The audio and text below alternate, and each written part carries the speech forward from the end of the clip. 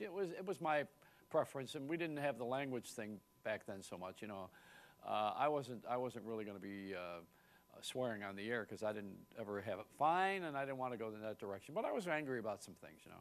Anyway, long story short, I want to bring the guy who made Howard Stern very famous in a way, and he was part of the team because nobody does this alone. I'm not doing this alone. No one else in the world does any of these things alone. There's not my name may be on the marquee, but it's not just me. And the same with Howard Stern, who had the help of Jackie the Joke Man. We're going to bring him here in a second. Jackie was such a great assist to him. And he's had a great cast around him of 5 or 6 people. We'll talk about that when Jackie comes out here. But I wanted to bring him here. Are we ready for him yet? Can we bring him out?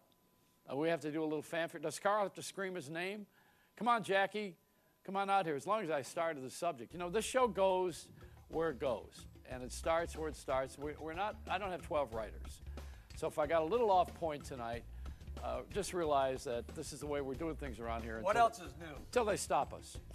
How are you, Jack? Congratulations, Thank Mr. you. Reynolds. You look very dapper. So You've do I. never looked more handsome. What happened? I knew I was going to be doing television with Joey Reynolds. Now, I have a plan. What I'm going to do is I'm going to tell a joke because this is a joke I could never tell on your dopey radio show. For all the millions of hours I spent on that radio show, since I wasn't raised in Japan, and since I don't know Regis, and I don't have Carson stories, and I don't have Kreskin's garage, and I don't have dinner with you because You're paying attention to everything, aren't you? I got nothing else to do. What am I going to do? Talk to Mark right there? So I'm watching you on TV. You look great. Thank you. And this is a joke. My theory is that if I tell a joke that people can go home and tell, or they're home already, but they can go out and tell tomorrow to their kids, to their grandparents, they're going to say, hey, bring that guy back again, so the next time they'll get another joke. Right. Okay. So 2 blondes are out to lunch. What camera? You going to tell me what camera? This one. Right there? Right there. They're all on you now. No, I know. I'm just teasing the guy, of course. So 2 blondes are out to lunch, and the first blonde looks at the second blonde and says, you got something on your cheek. Look, they're all waving. They're all waving. There's supposed to be a red light on the one that's on. It's busted, isn't it?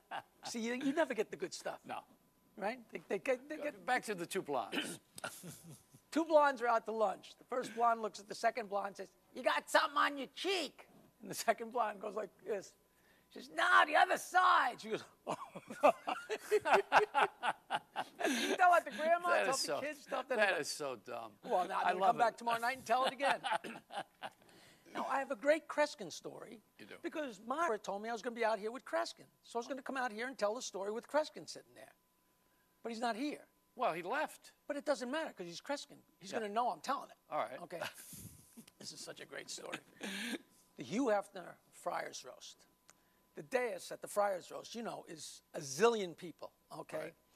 And say 50 people, and Kreskin was the very far end.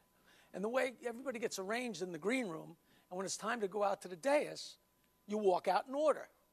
And then everybody sits down. Well, Kreskin was first because he was the furthest seat, okay? So we're all in the green room. Oh, it's time to go. It's time to go. And it's at the Hilton, and, you know, it's a huge place, and everybody's gathered. And single file, we start going. And all of a sudden, we're going down this hall, walking down the hall. And all of a sudden, Kreskin's coming back the other way. He got lost. Like, you're Kreskin. You're not supposed to get lost. We were dying. We were falling over.